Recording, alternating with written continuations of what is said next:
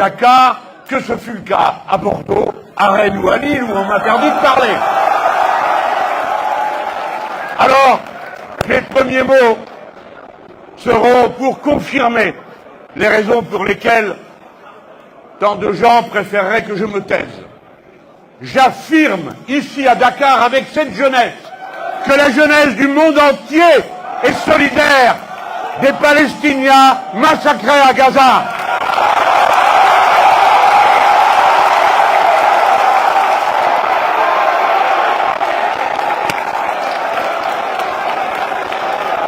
Et pas un instant leur martyre n'échappe à nos consciences. Et le Sénégal peut être fier d'avoir été le premier à donner un passeport diplomatique à Yasser Arafat et à ouvrir ici une ambassade de la Palestine et à reconnaître l'État de Palestine en 1987. J'en viens maintenant, si vous le voulez bien, à l'objet de mon propos.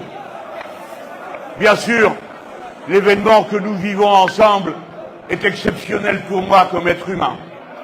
Il est exceptionnel aussi comme intellectuel. On vous a dit que je suis l'auteur de quelques livres, mais je suis un des vôtres, étant non seulement diplômé de l'université française, mais, je peux le dire, en apprentissage permanent.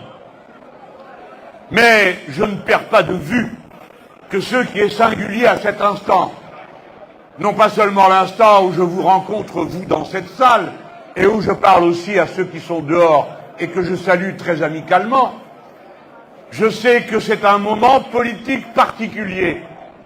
Et je veux vous en parler pour que, dans la ferveur du moment qui est partagé, on ne perde pas de vue ce qui est en cause, ce qui est en train de se faire. Le moment est historique parce que le Sénégal a ouvert par l'action de son peuple une voie particulière qui est celle de la révolution citoyenne, s'achevant après une résistance populaire payée de morts et de martyrs par une victoire électorale. C'est-à-dire par un processus que nul ne peut contester puisqu'il exprime sous sa forme la plus pure et la plus nette la volonté et la souveraineté du peuple sénégalais. Mais il faudra alors, vous autres tous qui pensez au destin de votre patrie, que vous vous rappeliez à chaque instant que vous êtes composante de l'humanité universelle et composante des Afriques dans leur diversité, car ce que l'on vit au Sénégal, je veux le situer, après la grande vague qui partit dans les Amériques et en particulier dans celle du Sud, en protestation aux politiques de destruction des sociétés par le néolibéralisme. Cet élan a passé l'Atlantique sur le Maghreb à l'occasion de ce qu'on a appelé bien improprement les révolutions arabes, car elles n'avaient rien d'arabe, elles avaient tout du contenu de l'humanité universelle, réclamant les droits simples et élémentaires des êtres humains, pouvoir vivre dignement, pouvoir se loger, pouvoir se nourrir, pouvoir éduquer ses enfants, pouvoir soigner ses anciens.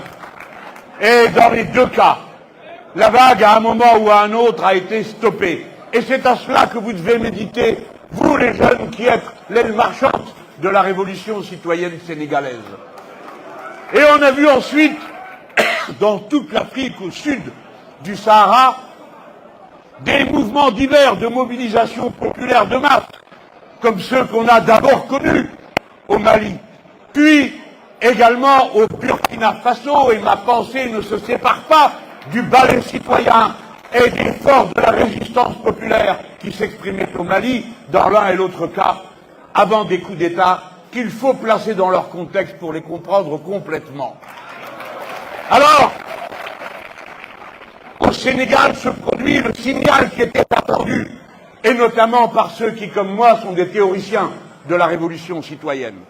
Nous avions besoin, pour notre propre combat, pour le déploiement à l'échelle universelle de ce que nous entreprenons, nous avions besoin d'une révolution populaire qui a comme moyen l'action citoyenne et comme finalité la citoyenneté, qui s'achève par une victoire électorale. À présent, vous voici rendus au seuil de problèmes très complexes à régler. Bien sûr, ce n'est pas à moi de dire ce qu'il y a lieu de faire. J'ai retenu, naguère d'une présence observée dans ce même lieu, l'art inutile de donner des leçons. Et comme vous, j'avais été sidéré qu'un représentant de mon pays se demande si l'être africain était entré dans l'histoire au moment où peut-être lui allait en sortir. Et pas seulement lui politiquement, mais lui dans le sens de ce qu'il exprime, et que même on se met là de faire des leçons à la démographie africaine au moment où les Européens feraient mieux de se préoccuper des causes pour lesquelles ils sont aujourd'hui, dans cette génération, en deçà du seuil de reproduction de la société. Bref, que l'Europe va vieillissante avec à peine 25% de sa population de moins de 20 ans, tandis que chez vous, elle est de 50%. Alors l'observateur le plus superficiel, qui connaît le moins de choses sur la vie, c'est au moins une chose, c'est que le futur s'écrit dans la jeunesse. Et bien sûr avec l'aide des conseils des plus anciens, mais s'écrit dans la jeunesse. Si bien que la jeunesse du monde est donc sa dynamique. Et pour nous, Français, quelque chose d'assez particulier. Non, non, ne vous inquiétez pas, j'ai plus de métier que vous, jeune homme, dans cette archive.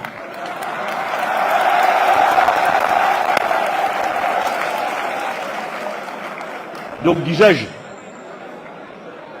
et pour nous, Français, cela résonne d'une manière particulière, puisque nous avons en commun une langue commune.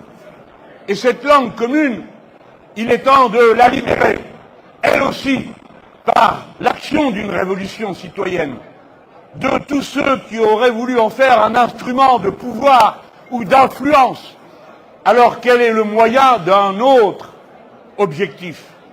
Une créolisation intense de nos cultures, de nos mœurs, de leur manière d'examiner ce qu'il y a lieu de faire. La langue commune appartient à ceux qui la parlent, et ceux qui la parlent les plus nombreux, c'est vous. Dès lors, parlant à ce moment, je sais que je vais être écouté, bien sûr, puisque c'est retransmis en France, je sais qu'on va entendre ce que nous dira Ousmane Sonko d'une manière d'autant plus attentive qu'on sait très bien ce qui se joue ici, et dès lors la responsabilité intellectuelle qui est la sienne, à la tête du PASTEF, le mouvement qui, en quelque sorte, exprime la révolution sénégalaise. Et je dis que les regards sont tournés vers vous. Je vous parle en ami, je vous parle en frère.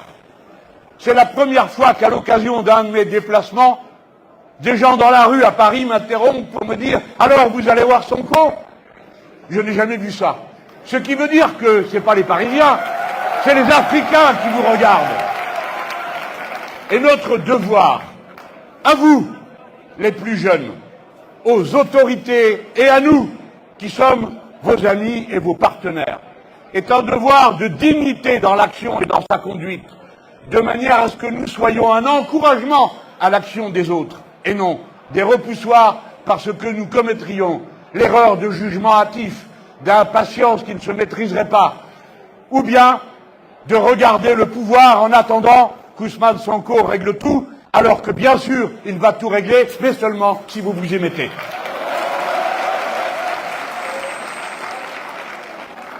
Je veux aussi dire, pensant à mes compatriotes et à ceux qui m'écoutent dans le monde, quiconque cherche à rompre le cordon ombilical qui unit chaque être humain à l'Afrique s'interdit de comprendre l'histoire, car l'histoire a commencé, s'est déroulée, a continué et rebondit aujourd'hui avec cette révolution en Afrique.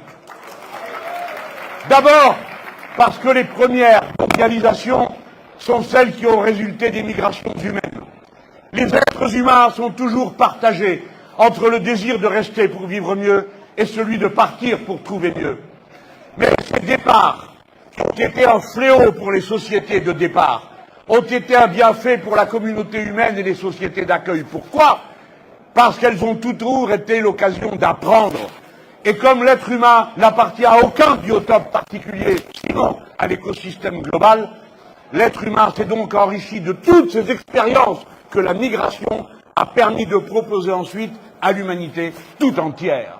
Il faut le comprendre pour comprendre le processus profond qui unit les premiers royaumes, qui unit la situation de l'Antiquité, par exemple soudanaise, avec celle de l'Égypte, puis ensuite avec celle de Sumer, et ainsi de suite. Ce lien, il faut le comprendre, et le comprendre dans sa réalité concrète. Il existe à travers les êtres humains qui échangent, qui partagent, qui se créolisent. Je n'ai pas dit qu'ils se métissent, je dis qu'ils se créolisent, c'est-à-dire suivant une invention des Africains eux-mêmes, déportés en esclavage, qui inventèrent la pratique de créer une langue, le créole, différente suivant les îles. Pourquoi faire? Pour pouvoir rester en humanité, c'est-à-dire pour pouvoir continuer à échanger avec les autres. Et non seulement échanger des idées et des mots d'amour, des mots de haine, mais aussi chanter, mais aussi faire le maloya de la Réunion, faire le tambour groka des Antilles, et ainsi de suite. Cette fécondation de l'humanité, par sa migration et par sa créolisation, sont précisément les deux vertus fondamentales de notre espèce, qu'aujourd'hui des courants que je ne peux pas qualifier de conservateurs, car il en est parmi les conservateurs de respectables, mais que je qualifierais tout simplement de racistes et d'ethnicistes, qui en méprisant les uns ou les autres, privent l'humanité de ces mélanges et d'abord leur propre peuple. Mesdames, Messieurs, après ce point en vient un autre. L'esclavage, puis la colonisation ont été infligés à l'Afrique comme la base sur laquelle ce qu'ils appelaient le doux commerce est devenu l'accumulation capitaliste primaire qui a permis ensuite de déverser ces capitaux et de faire naître le capitalisme lui-même en tant que mode de production dominant. S'il n'y avait pas eu l'esclavage, s'il n'y avait pas eu l'incroyable violence de l'esclavage, s'il n'y avait pas eu le crime contre l'humanité pendant 3 siècles de l'esclavage, dont je m'honore de vous dire que c'est à un insoumis que vous devez que le Parlement européen ait voté la reconnaissance de l'esclavage comme crime contre l'humanité. Cet homme s'appelle Younous Omarjee, et son nom, je crois, est à lui seul un récit. Donc, disais-je, cette accumulation a permis ensuite que ces capitaux produisent la modification des villes et ainsi de suite, jusqu'au point où le capitalisme étant devenu le mode de production dominant, il a bien sûr une histoire, il a changé à plusieurs reprises. Et à quoi bon répéter les catéchismes du siècle précédent? Mettons-nous à l'heure et comprenons que lorsqu'il a commencé à muter pour de bon, eh bien c'est en Afrique qu'il a fait ses expériences les plus pitoyables, je veux dire les politiques d'ajustement structurel, qui ont ruiné des États à peine naissants et qui ont ensuite propagé à la planète entière les méthodes qui avaient été expérimentées si brutalement sur les peuples d'Afrique. Par conséquent, il n'est pas une étape dans laquelle vous n'ayez été directement impliqué en première ligne de ce qui se passait dans l'histoire qui ensuite s'est répandue. C'est pourquoi je forme le vœu, à l'inverse, qu'au moment où vous entreprenez, vous autres Sénégalais, cette révolution citoyenne, elle ait la même capacité de propagation du bonheur qu'hier il y eut la capacité de propagation du malheur. Voilà ce que je vous souhaite, mais ce sera seulement pour dire que si vous vous êtes trouvé dans cette situation, vous voici de nouveau, mais vous ne le savez pas toujours, à l'avant-pointe du phénomène humain tel qu'il est en 2024. Et pour une raison qui ne doit rien à l'idéologie et qui doit tout aux faits. Quels sont les faits majeurs de notre temps? Le premier de celui-ci est le nombre des êtres humains. Vous comprenez que les Européens s'en inquiètent, et aussi les Nord-Américains. Le nombre des êtres humains, parce qu'il aura fallu 300 000 ans pour atteindre le premier milliard d'êtres humains. Il n'aura fallu que 100 ans pour atteindre le deuxième. Et dans ma génération, on a connu 2 doublements de la population mondiale, ce que je ne vous souhaite pas, car sinon ça vous amènera à 32 milliards d'êtres humains. Nous sommes dorénavant 8 milliards. Et à la fin du siècle, nous serons sans doute 11 milliards. Dans le même temps, le continent que l'on nommait le continent vide, l'Afrique, sera en 2100, avec 4,5 milliards d'habitants, quasiment à la moitié du total de la population humaine. Par conséquent, je vous demande d'y réfléchir comme intellectuels que vous êtes, femmes et hommes. L'essentiel du défi que portera l'humanité résultant du phénomène humain de propagation de l'humanité sera sur vos épaules. Vous êtes la première génération, n'applaudissez pas, la nouvelle n'est pas si fameuse. Vous êtes la première génération qui doit répondre à un défi dont l'enjeu est l'existence même